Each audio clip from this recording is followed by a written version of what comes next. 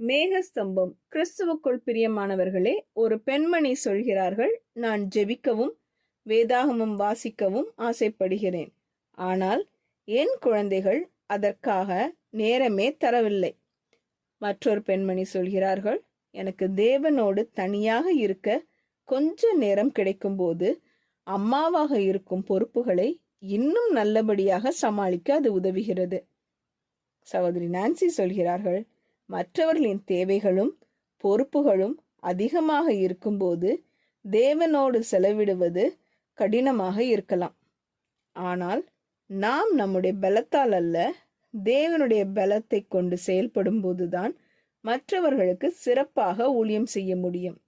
தேவனோடு நேரம் செலவிடுகிறவர்கள் மற்றவர்களின் வாழ்க்கையில் ஆழமான தாக்கத்தை ஏற்படுத்துகிறார்கள்.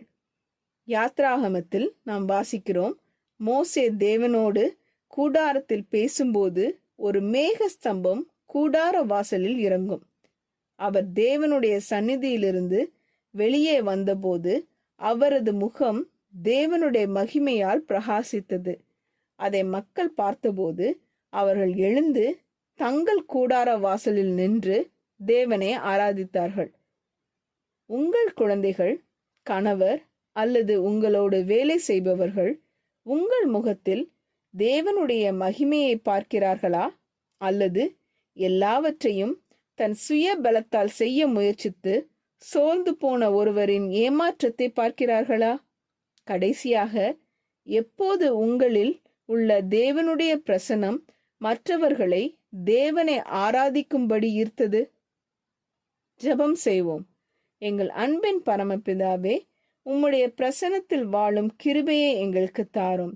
இந்த உலகத்தின் வேலைகளும் பொறுப்புகளும் எங்களை மிகவும் சோர்வாக்கும் நேரங்களிலும் உம்மோடு நேரம் செலவிடுவதின் முக்கியத்துவத்தை மறந்துவிடாமல் இருக்க உதவி செய்யும். எங்கள் சுய பலத்தால் அல்ல, உமது பலத்தினால் வாழவும் செயல்படவும் எங்களுக்கு கற்றுத்தாரும்.